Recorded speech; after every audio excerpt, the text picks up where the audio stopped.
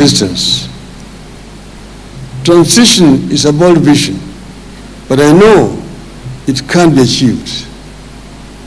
I have been fortunate to live long enough to witness nations and regions turn around their fortunes in 50 years or even less. Think about the current prosperous and stable Western Europe. Europe went through total war and genocide that ended in 1945. During and after that war, it was difficult to believe that 50 years later, Western Europe would be free, peaceful, and prosperous.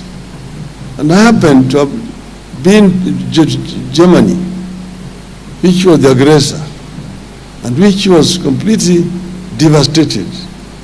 Most German cities were razed to the ground by bombs after the war had actually ended. But 15 years later, when we went to Germany and then went to Britain or France, we think that it was Britain and France that lost the war and that Germany won the war. It happened because of foresight, dedication, and hard work of the people. South Korea went through crippling war and sought help from Ethiopia during the war between 1950 and 1955. Ethiopia sent 6,037 soldiers to Korea. Now Korea provides aid to Ethiopia and to Kenya and all African countries. Kenya once upon a time gave aid to Singapore before Singapore zoomed past us. In a mere 6 decades, Japan emerged as a democracy and an economic powerhouse, manufacturing and exporting high-quality products to every household in every part of the world. When I was growing up as a child, people did not want to see anything Japan. Japan quality was known as inferior quality. Nobody touched anything Japanese. Today, Japan is equal to high quality. People don't question Toyota anymore, and so on and so forth.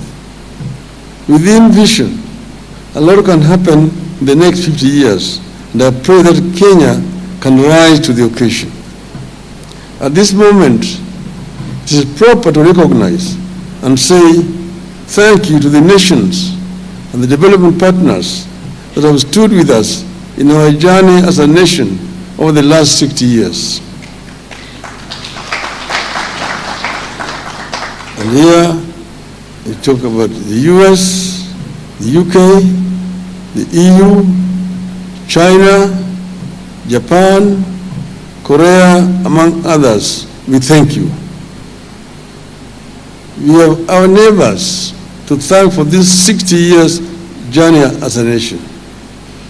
Uganda remains our biggest and most reliable trading partner.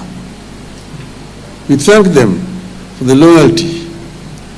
Tanzania remains a second home to Kenyans because of their friendliness and people-to-people ties across the border. We thank them. We thank the entire East African community bloc of nations for their support and friendship.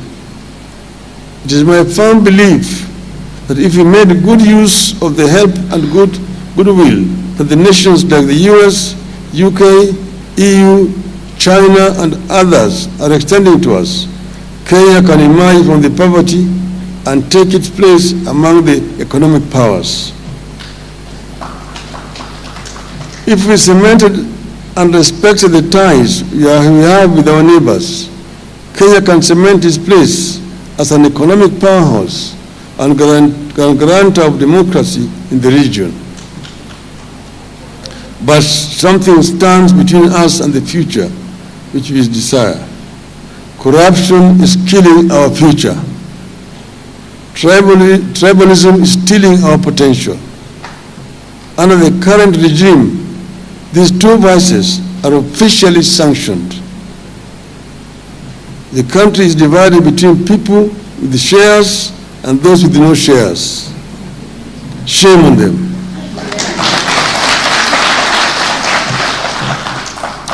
The corrupt are getting plum jobs and state protection, while those who try to stop corruption get arrested and arraigned on trumped-up charges.